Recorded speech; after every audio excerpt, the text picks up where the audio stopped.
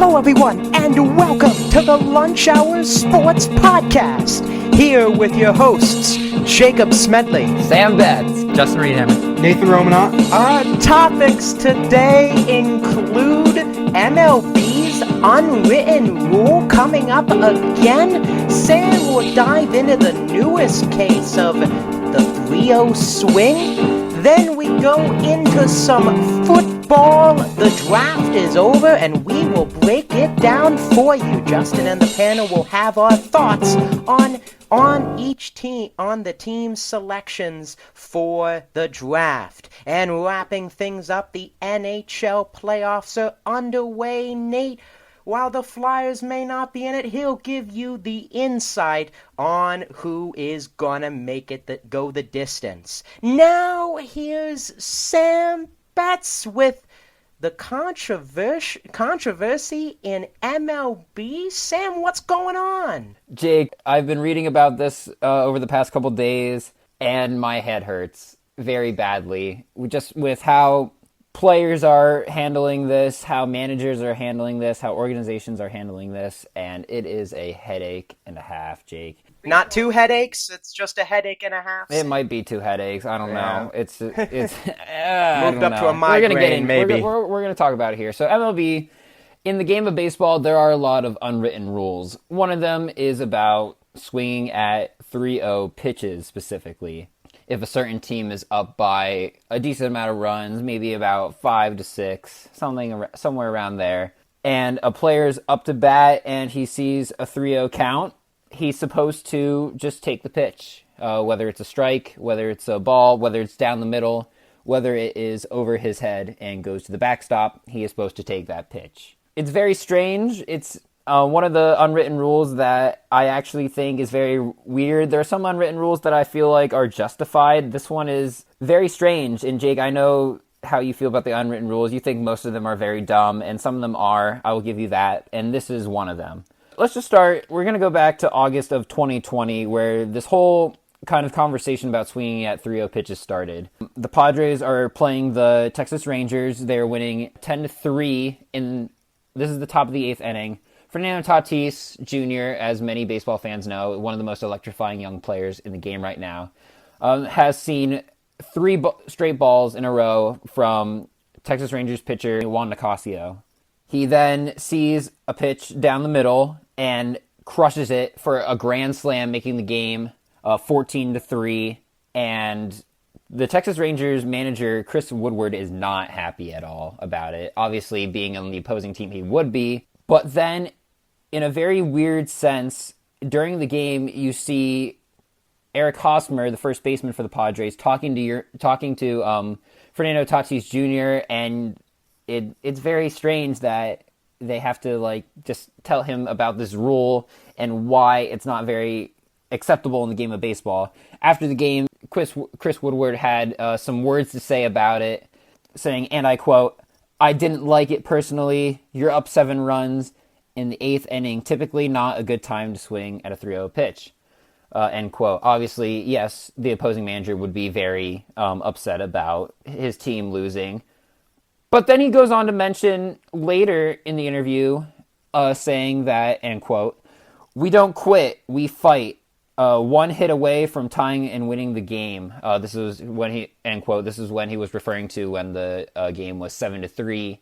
So you don't want the other team to score any runs or keep running up the score, but it's okay when your team can come back and tie it up or win the game. Interesting. Yeah, I mean, you look at it, and I mean, there were blown leads, and you can attest to this watching the game. There were so many blown leads now. No lead is safe. You want to make sure that you were in a very good position and win, and you can't guarantee anything these days. So it's just blasphemous that he's saying it's out of reach. Nothing is out of reach in this game. The way that balls were flying, maybe this year, as you'll get into with the incident that happened recently, where it seems like the balls are deadened in a way, but the bats have been alive for every team the past few years. So saying any lead is out of the equation is absolutely blasphemous. Oh yes, definitely, Jake. And I mean, you're going to see pitchers increasing their velocity, throwing 100 100 plus miles an hour, which if the bat makes contact with the ball, it's going to fly. And also saying with the rumors about the balls being juiced and something like that, not everyone knows everything. You don't know what's going to happen. You don't know what's going to happen during the game. This is also another thing that's blasphemous. Tingler, who was the manager of the Padres, he had actually worked with the Texas Rangers organization for a long time, being in multiple roles. He didn't defend Fernando Tatis. He, in fact, said, and quote, not trying to run up the score, end quote. He was giving him the take sign. Tatis didn't see it. And this was a learning opportunity for Fernando Tatis. And even weirder, Fernando Tatis then apologized for hitting the grand slam. What? You're not going to defend your own player? And you're going to make your player apologize? For, like, no, listen. This makes baseball exciting.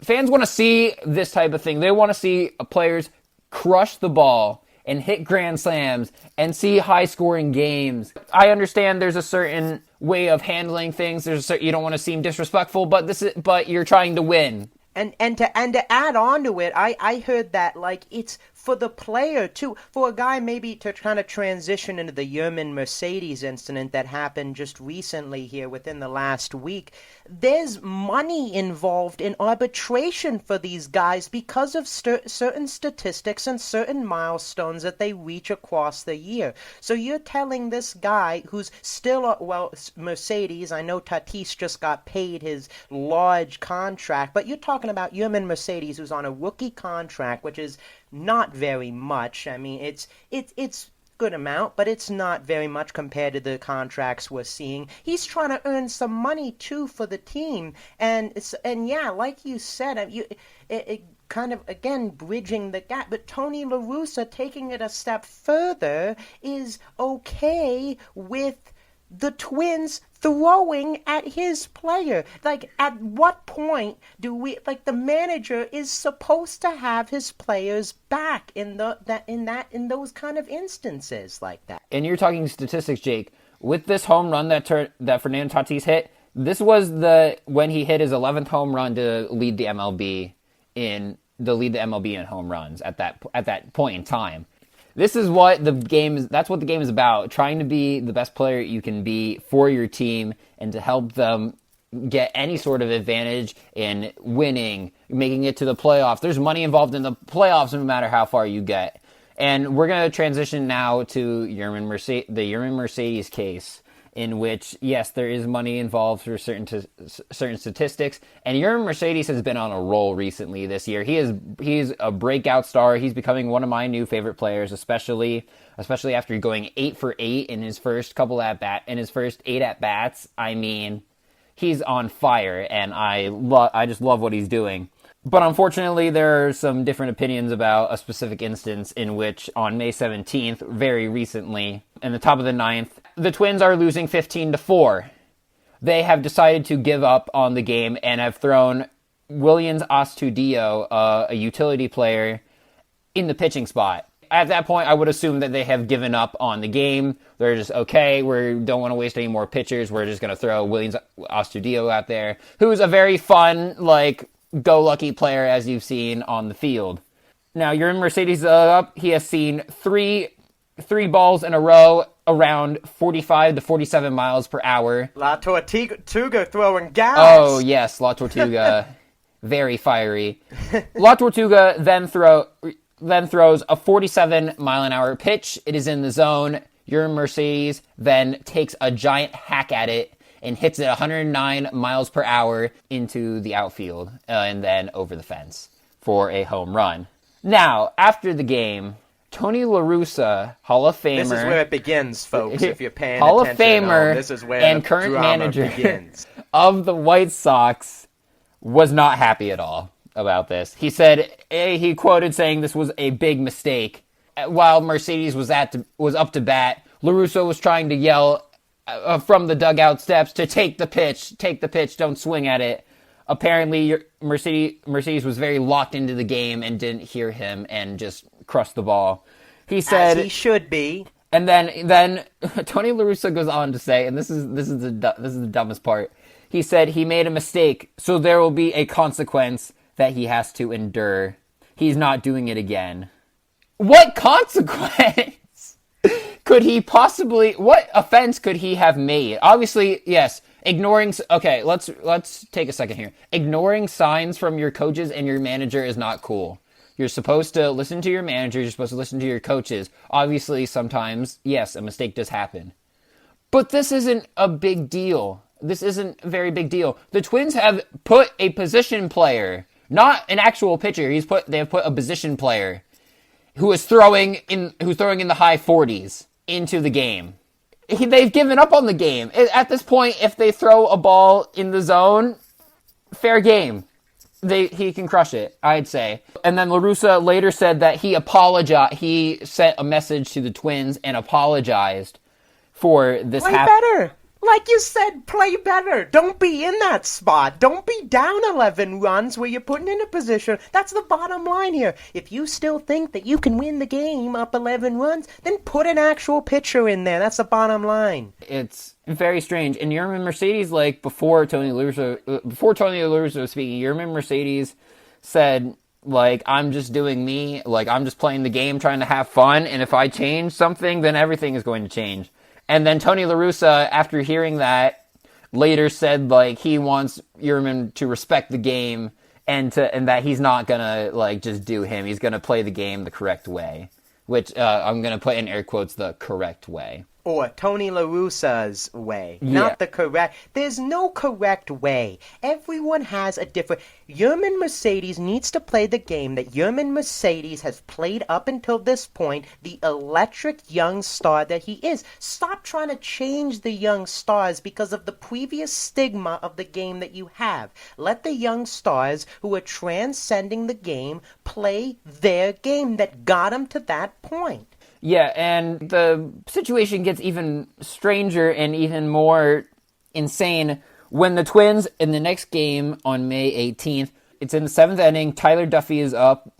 Tyler Duffy then throws a pitch. He's 4 pitches into his appearance, and on the 4th pitch, throws behind Yermin Mercedes and almost hits him with a pitch. Then the umpire crew gets together, talks about it, and they decide to eject Tyler Duffy. And then later, Rocco Baldelli, the manager of the Twins and former MLB player himself, was trying to argue some sort of, like, you shouldn't have done that, like, the crew chief needs to make a decision, and then ended up getting tossed as well. And then Tony La Russa said he doesn't see anything wrong with Tyler Duffy throwing at his own player. See, that's the worst part to me, okay? You know what? He said similar things along the line as Jace Tingler. That's ridiculous, okay? I'm not trying to discredit those ridiculous statements that he said the previous night.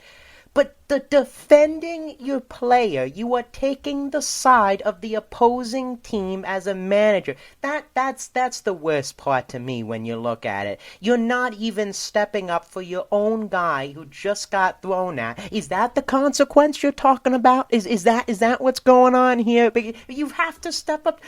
Consequence in the locker room. Step up for your guy. As you saw what happened to Kevin Pillar this past week. It busted up. No, who knows what can happen when your guy's thrown at you. Have to stick up for your player, who's been one of your best players. And I understand why that's another unwritten rule, and this is one that in certain situations I see why, and I understand the retaliation. Like, you have to stand up for your team. You can't, if you feel disrespected, you have to stand up for your team. But there's another point to where this isn't even like the players trying to be disrespectful. There are instances where players are actually breaking like this unwritten rule of like being disrespectful and stuff. They're actually breaking it. You see pitchers like Amir Garrett, Trevor Bauer, Jose Alvarado getting so hyped after getting a strikeout, calling out the player they struck out, and then like a fight breaks out.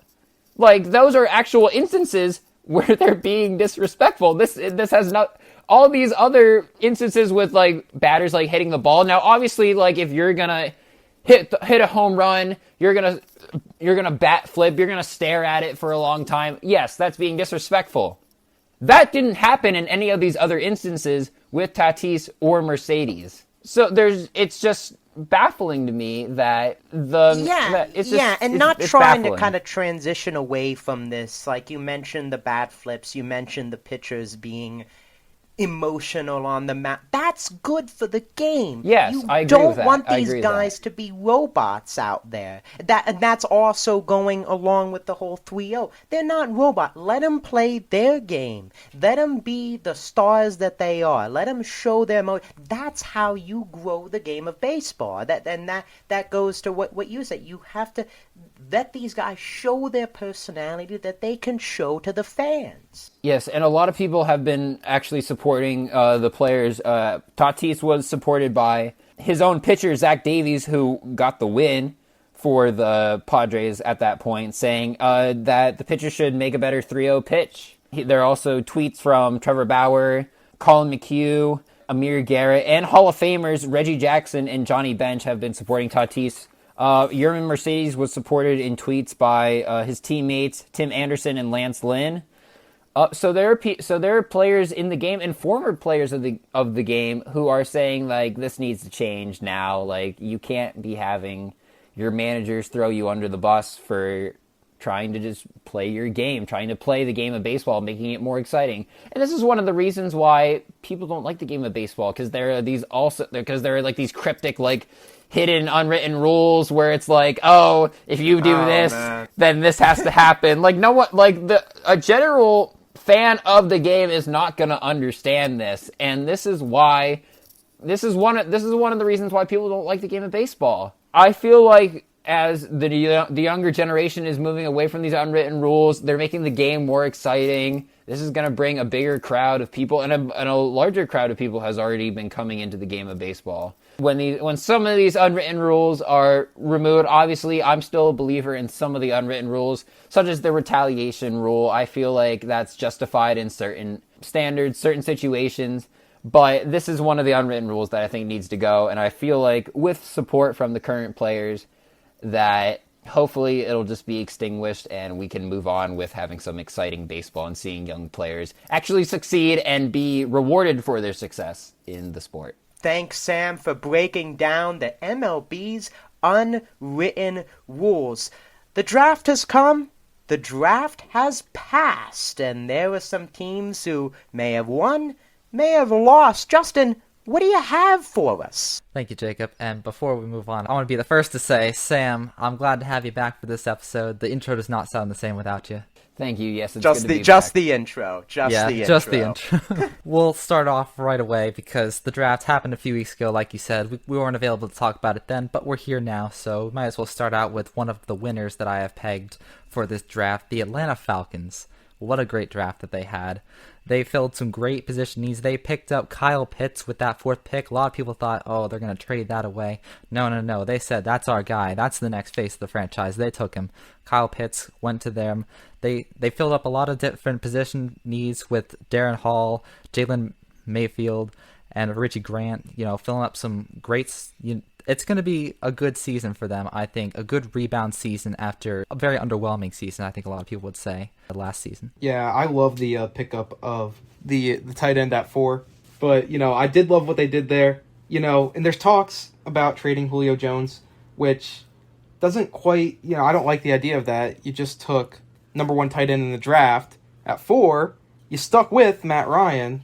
I don't think they should trade Julio right now. Give it a shot this year, see what happens. Like you said, they made some improvements in the draft. I'm not over Matt Ryan completely yet, but we will see what happens. I think this year, though, you really have to look at the season as the Falcons. You have to see how it goes and say, all right, the Saints, Breeze is gone now. The Buccaneers, Tom Brady, he seemed to play forever, but eventually his time will come and he will move on. And you have to look as a franchise and say, all right, in the future we have to address ourselves, see what's going on. So this year, look at Matt Ryan, look at the offense, see how they do, and, go from there. But I do love what they did in the draft, and I think it really improved their team. I think talking offensively, just kind of to chip in on one of the picks you mentioned too, Justin, I mean, other than Kyle Pitts, looking on the other side of the ball, defensively, Richie Grant, I think is going to be a big player for them. UCF, not a Power 5 school, but he played great for the Knights, and I think he is going to definitely fill a hole in that secondary that they need. Desmond Trufant, they've had kind of a revolving door in that corner spot. Secondary, Keanu Neal was really the last guy that really was a staple there, run stopper, and I think Grant can kind of fill that and mold into a kind of guy that can be a reliable tackler in the back end. We're going to go right ahead then to the Cincinnati Bengals, who I think, honestly, they're a dark horse for a winner. I think that they could be a winner, depending Disagree on how 100%, Justin. how it shakes out, but I don't know. It remains to be seen. I can also see them being a loser in this draft, but we'll see. I just want to mention their 5th pick. They pass on Swool and go for Jamar Chase instead. I felt like there was some talent there in the receiving core. They had a lot of young guys, but they went with Chase, which not a bad pick, but I feel like there were other things that could have been done. And that was just something that I felt like needed to be mentioned, was that depending on how this pick and the rest of the draft turns out, they could be, winners in this draft, but it remains to be seen. Yeah, I agree with you on that point, but for me, listen, I'm sorry. They can't be winners. You have to protect the quarterback. It's been seen time and time again in the NFL. It doesn't matter how much talent you have on the offense if you don't have a line to protect your quarterback. And look at what happened to Joe Burrow this past season. He tore his ACL. He got injured. He didn't have a line to protect him. Your number one need going into this year was to protect your quarterback, who's coming off, a serious injury. And you don't. And while I believe they took the best receiver available in the draft, again, it's like look at Matt Stafford and Megatron in Detroit. Great quarterback, great receiver. The guy never had an offensive line really to protect him. Consistent offensive line at least. And they couldn't get anything done. They weren't a winning team. So, I could see something similar playing out here. You need to protect your quarterback, and I just feel like it was a missed opportunity. But I could see where you're coming from, Dark Horse. Maybe Jamar Chase will be a stud. But I don't see it this year. Maybe next year, offensive line helps coming, but you don't want to see your quarterback get hurt again like you did this past season. Yeah, I think you guys both bring up interesting points. I mean, dark horse, definitely. I think Jamar Chase is going to be a great player. But yeah, the offensive line is definitely where I thought they were going to go. And I mean, I'm just kind of thinking to not kind of segue with our previous talking point with baseball. I think the offensive line is like MLB relievers. Some years you have guys who step up and have a really solid year, and other years they're just not that kind of guy that maybe they have 1 or 2 really good years. You can maybe fill some spots free agency. So I think the Bengals were having that mentality where maybe there's some guys on that line that they think in that room that they trust can get it done over a highly touted rookie, and want to have those playmakers first and have those line as a plug-in. But yeah, it'll really come down to which guys can step up. If that offensive line, if none of them can step up, yeah, I would say that they were a loser, but I think Chase is going to be a great player nonetheless, and if their offensive line is average and he's a really good player, I think that, just like Justin said, they're a dark horse winner, if not a cemented winner. We'll move on to a quick discussion on the Dallas Cowboys, who I really just want to mention their first pick here. They were able to nab Micah Parsons out of Penn State, and what a great pick for them, let me tell you. I mean, how did he drop to 12 is my question, and we'll get to who should have taken him next, but I think that this was a great pickup for the Cowboys, and I really think that that's going to help their run defense, which really needs it because they did not do much last season. As much as I hate to admit it, yeah, it's a great pick for the Cowboys. It's unfortunate. It really is unfortunate. Micah Parsons, though, in my opinion, best defensive player available in the draft, and the Cowboys got him. And that's a smart move. They needed help on the run defense, especially defense overall, and they addressed it. They went out, they got their guy, and that's even after trading down a couple picks with a certain team, and he was there and they took him. So good pick for the Cowboys. I mean, I think they wanted a corner, and don't get me wrong. I think Micah Parsons is going to be a good player, but Nate, don't be too down on yourself. I mean, I know we might get to the Broncos here, but I mean, the Cowboys needed a corner. I think linebacker, yes, Sean Lee retired. I think Parsons will fill that hole well. They do have Van Der Esch. They do have Jalen Smith. So I don't think the linebacking core was the worst in terms of maybe they had maybe the secondary, even maybe defensive line that they could have added some depth there. Going to be a good player, don't get me wrong. I just don't know, looking at their draft in totality now, if they addressed the secondary enough as they should have. Yeah, it's a great point that you bring up there, Jacob. And we have to talk about the Broncos now, of course, because at number 9, they had a chance to take Parsons, but didn't, and went for Patrick Surtain, who, great corner, he's going to be great, but that wasn't really something I pegged as a big need for the Broncos. They already have some good corners, and I feel like a linebacker would have helped that defense that did nothing against the run last season. Well, going back, just to be clear, I'm not, as a Broncos fan, I'm not disappointed whatsoever with getting Patrick Surtain. In fact, I think he was, it was close between him and J.C. Horn, but I still believe Surtain's just a head above him, the better cornerback. So, quite honestly, I was happy he fell after seeing that J.C. Horn went to Carolina. But I personally, being a Penn Stater all my life and going to Penn State now, I really wanted to see Micah Parsons, who, like I said before, I believe is the best overall defensive prospect in this draft. I really would have liked to have seen him come to Denver and, really become a solidifying part of that defense in the middle. It didn't happen, but that's nothing to take away from Surtain. I think best cornerback in the draft for me personally. I love what he's got in his repertoire. He played in the SEC. He played against guys like Jamar Chase. In practice, I'm sure he went up against Devontae Smith and those guys, Jalen Waddle. So I love this pick. I'm quite happy with it. I get what you're saying, Justin. Might not need cornerback help, but he's going to fill a role there. He is. He's going to be a starter, and it'll definitely help. I think our secondary in Denver is set for the future. Yeah, and I mean, just you look at wide receivers and corners, you can never have enough, and that's, I think, the mindset that I have. So, I mean, yeah, great corner. Just like Nate said, I thought he was the best. I thought that Panthers pick, and I'll touch on them too.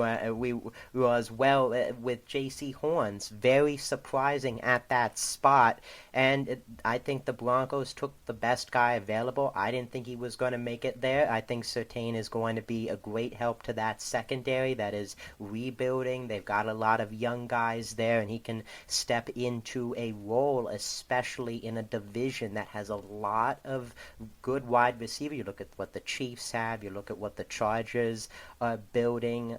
So I think that that's a great pick for them.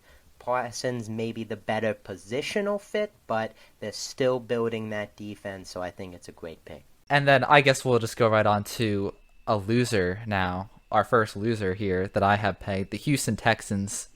Terrible. Just poor performance all around here. They did not do well in this draft. Without a first or a second rounder, it's tough to have a good draft. But yeah, that's what I was going to say. Yeah. It's tough.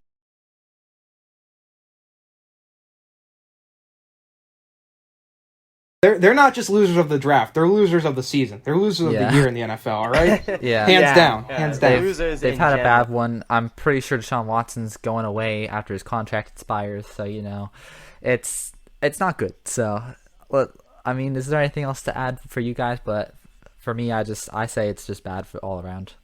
Yeah, I mean, you look at the Texans, and Nate brings up the point they didn't have a first or a second round pick. That hinders them with all of the trades that they've had, the bad trades the past few years that have put them in the position that they are. I mean, I'm looking at a different team. I don't know if we're going to touch on it maybe later, but the Oakland Raiders, I think when you look at a team that had all of their picks, is trying to put themselves in a position to win, to contest the Chiefs in that division. I think they did it again. They too many reach picks for the Raiders where I was just questioning their pick. Like, is that guy the right fit? Is that guy the best at the position that they need? And I just think they reached in the first round for an offensive tackle, and I think that they're a loser for me. Maybe not the Texans, who didn't have enough picks for me to consider a loser. They have a lot of help that they need in the next 2, maybe 3 drafts that they need to address. But I think for the Raiders, a team in the middle who's trying to win with kind of the mindset that they have, rebuilding at the same time, I just think they didn't do enough. They reached on too many guys. I do like that you brought that up, Jacob, because we were not going to cover them, but that is a very good analysis on your part. And then we will go on to the Los Angeles Chargers, who, in my opinion, were a winner of this draft. They had a good draft. After Swell went, they decided to draft Rashawn Slater, which, honestly, probably second best lineman in the draft. Very good guy. He's going to help Justin Herbert stay upright, which they struggled to do last season. So I think it was a great pickup for them, and for the rest of their draft, they just filled positions without reaching. So I think it was a great draft for the Chargers. Yeah, I really like the pickup as a Justin Herbert guy, coming from Oregon. I love that they gave him help on the O-line. That's where you have to start. And again, that's why Cincinnati, it was a mistake for me. Young quarterback, coming off an injury, you need to take an O-lineman. Herbert, he didn't get injured, thank goodness, in his first season. And, you get him offensive line help, who, like you said, Justin, I believe is the second best offensive lineman in the draft. Great pickup for the Chargers. I really like what they did in the draft overall. I think looking at another pick, you guys mentioned Rashawn Slater. I'm going to go with Asante Samuel Jr., who in my opinion was the third best corner in the draft behind J.C. Horn and, as we mentioned, Patrick Surtain. I think that is a must-need as well, for a need for the Chargers. They need a secondary guy as well, along with the Broncos, to stop the lethal weapons in that division. The young wide receivers on the Broncos, the weapons that the Chiefs still have. I think it was important that they addressed the secondary, got a guy I didn't think that was going to even go to day number 2 in Asante Samuel Jr. I thought he was going to be a late first round pick, but I think that was a huge steal kind of outside of that excellent first round pick, as you guys mentioned. Okay, now we go on to my most hated winner of the draft, the Miami Dolphins. Guys, it's the 90s again. I think the Dolphins are actually going to be good, and I think Dan the Bills Marino will be good was too. cheering in his chair somewhere. Yeah, well, it's not going to be fun, but Jalen Waddle went to them, great receiver, and they got an edge rusher, Jalen Phillips, in the first round too. Great picks for the Dolphins. God help us all. It is for those listening. It is paining Justin. You should just see his face. I want to break up another team from that division who for me was a winner. Day one, first round, the New York Jets. Now an organization who has been, ravaged, for the longest time now. Listen, I don't know if I agreed with them, getting rid of Sam Darnold so early. But you went out, got your guy, Zach Wilson. All right. Then you trade up in the draft to get Elijah Vera Tucker.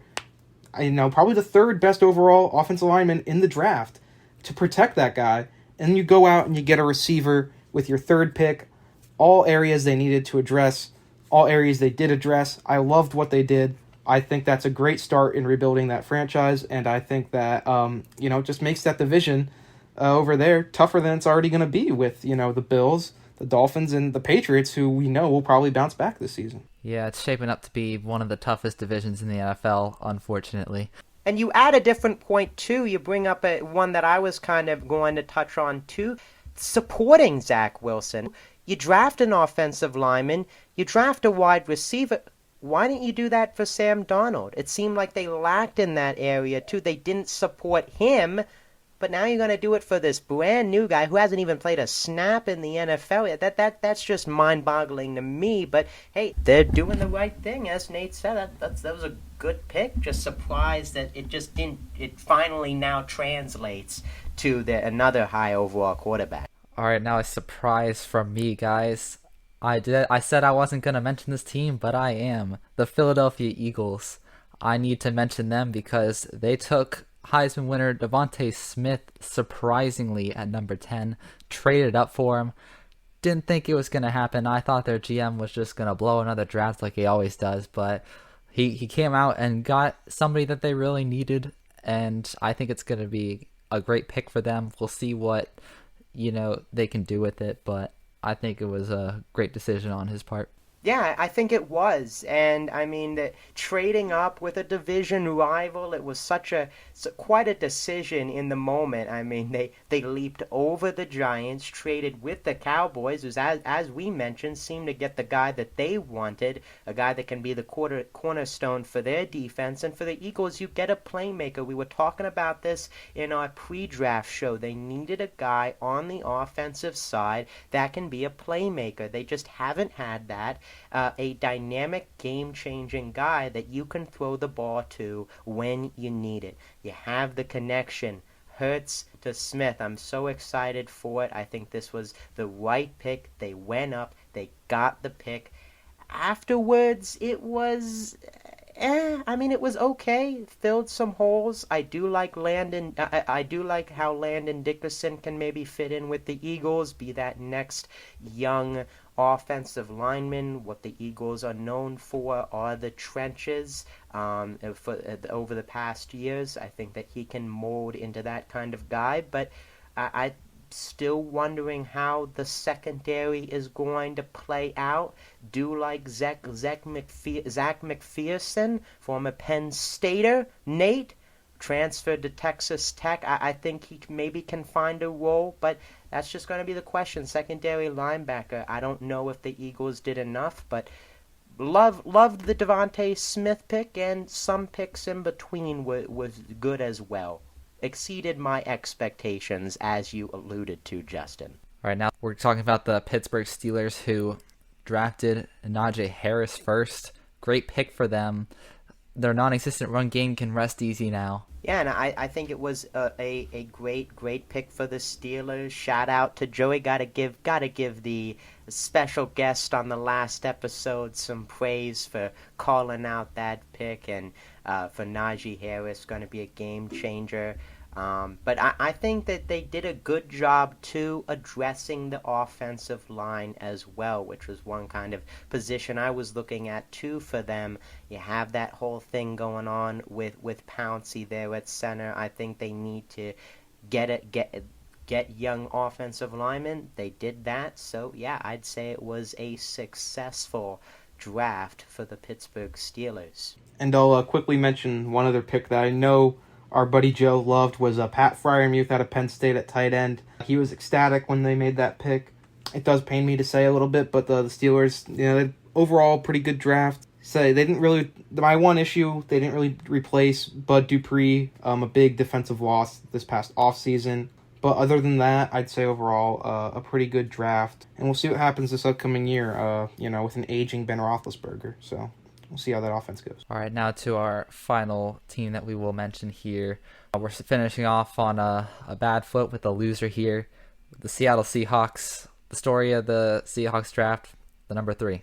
3 picks, that's all they had. And with it, they couldn't do much. It's unfortunate that they had to do this, especially at a time where Russell Wilson is feeling some unrest with the team. But hopefully they can bounce back a little bit next season and maybe look to have a better draft in the future. I have a question, Justin. Are you based in losers just based on the amount of picks, or who are they picking here? Because this is the second loser that you just said just based on they didn't have enough picks that you thought that they should have. A lot of doing the draft is you have to have good picks, and you have to have a decent amount of them. Because if you can make good picks with what you have, you can be a winner, but it's harder. So if you have a lot of picks, it's a lot easier to have a better draft. I mean, they did what they could with the picks that they had, but I feel like it could have been better had they had many more picks. They were in a tough position, though, from the start. They didn't have many picks, and, they traded some of those picks away to get a guy like Jamal Adams this past season. So they had strategy coming into the draft, obviously. They knew they weren't going to have a lot of picks. I can't really call them losers. They're not winners either. They're just, a team stuck with very few picks, very few options. They didn't have a first-round pick, They had to wait a while, and, I think they did what, they thought they had to do.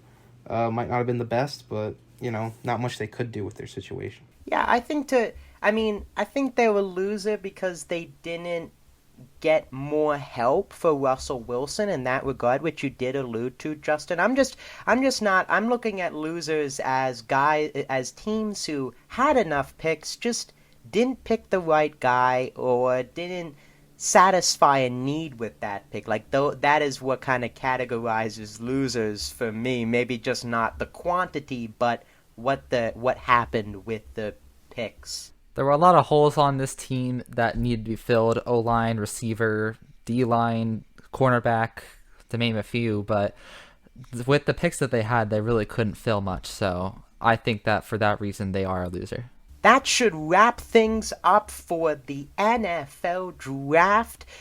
And lastly, but certainly not least, we are getting some playoff talk. We got the NBA playoffs starting up, but the NHL playoffs have been going on for the past week. Nate, give us the lowdown. What's been happening on the ice? Yes, indeed, Jake. The NHL playoffs are here. I'm ecstatic. Not as ecstatic as I would be if my Flyers would have made it, but unfortunately, they had quite the stinker of a season. So we will look past that as Philly fans, and we'll look to as we always do, unfortunately. Yes, unfortunately, as we always do. We'll look to who did make the playoffs. And from our East Division, we had Boston and Washington, the 2 and 3 seed in the East matchup. This is a great matchup, in my opinion, in the first round.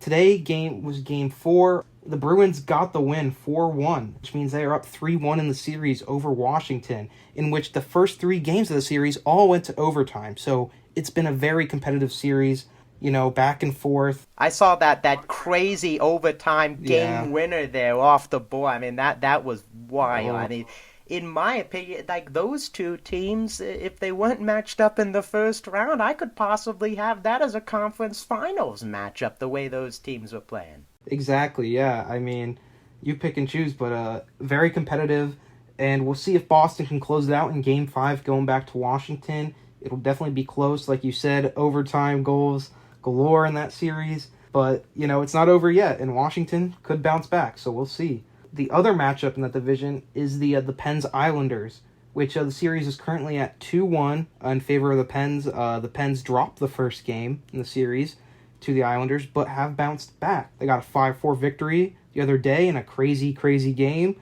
A lot of goals scored in the third period.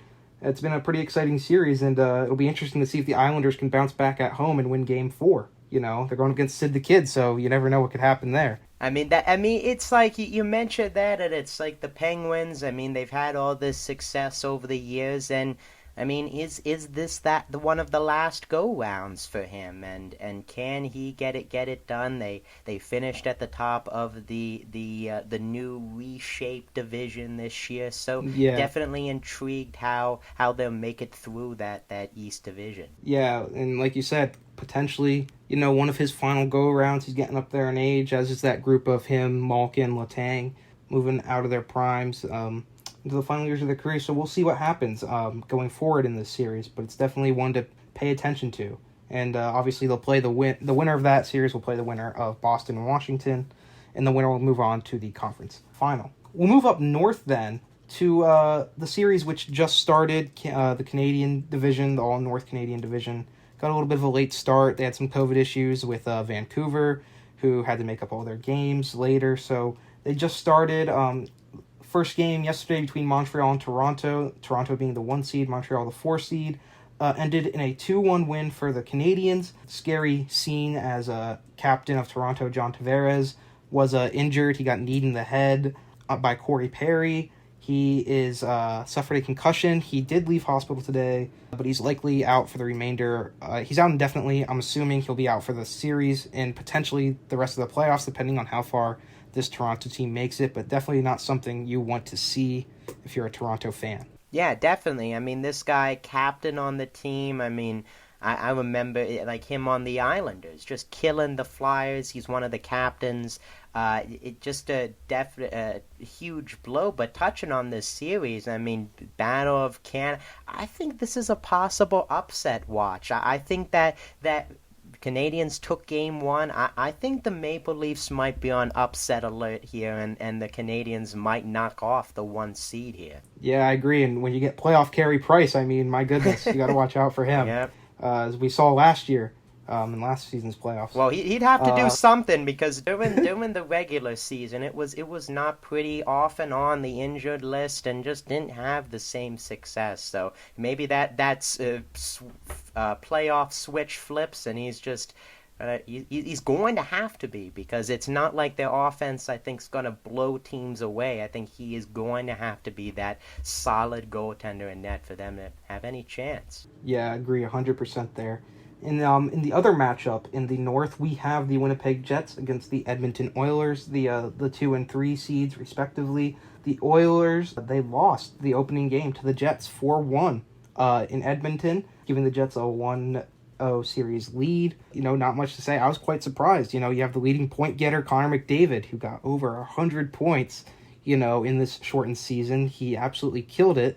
But come to playoff hockey, you don't really know what you're going to get from this Edmonton team. And, Game 1 at home, they just didn't look up for it. And Winnipeg played a defensive game. Then Winnipeg's without 2 of their star players, Nikolai Ehlers and Pierre-Luc Dubois. So, you got to figure if those guys can get back at some point, that's only bolstering their offense. So Edmonton definitely, got to try and flip the script here in Game 2 and get some momentum going. Yeah, definitely. I mean, and a name you didn't mention, Leon Draisaitl on the Oilers as well. I mean, while McDavid maybe got all the headline statistics, Draisaitl, one of the best players still in the league, had a good season. Yeah, their offense is off the charts, and it would be shocking, similar maybe to the Maple Leafs. On the other side of Canada, you look at it, 2 teams, powerhouse offenses.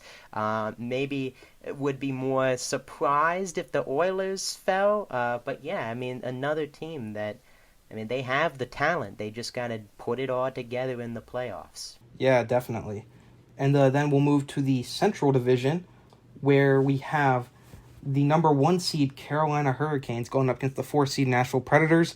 At the beginning of this podcast, the series was at 2-0 for Carolina. However, we did just have an end to game number 3 in double overtime. The Nashville Predators take Game 3 at home, so the series is now at 2-1, still in favor of the Hurricanes, but Nashville does get a game, avoid the sweep. I wasn't sure personally. I thought this was a series that, hey, you could see a sweep maybe. Carolina playing a lot of great hockey. They have Nedeljkovic, who played his first playoff game in Game 1. Game 2, he got a shutout, 32 saves.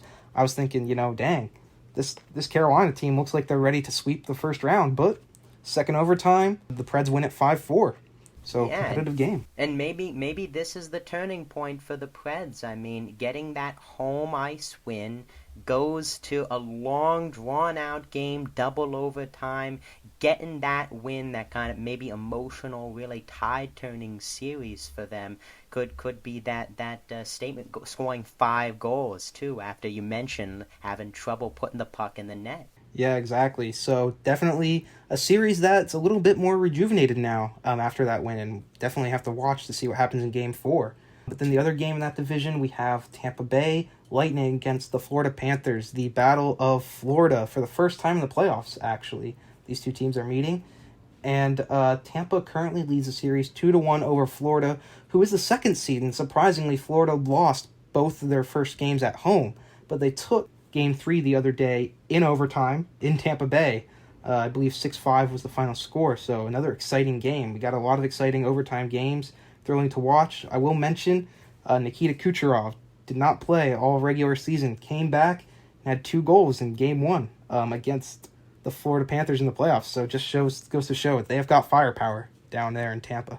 Yeah, I mean, wouldn't be surprised if I saw them in the final, conference champion. I mean, they have the talent. None of the guys left. I expect nothing less out of the Lightning, the way that they've been playing. Guy just comes in off of injury, 2 goals. I mean, that's just the culture that they've built down there. Tampa Bay, the city of champions. That should wrap things up for today's episode of the Lunch Hour Sports Podcast. thank you all for listening, and thank you to our sponsor, Anchor, for sponsoring this episode of the Lunch Hour Sports Podcast. We thank them greatly for each and every episode that they help us create. Check out new episodes on YouTube and Spotify. Thank you for listening.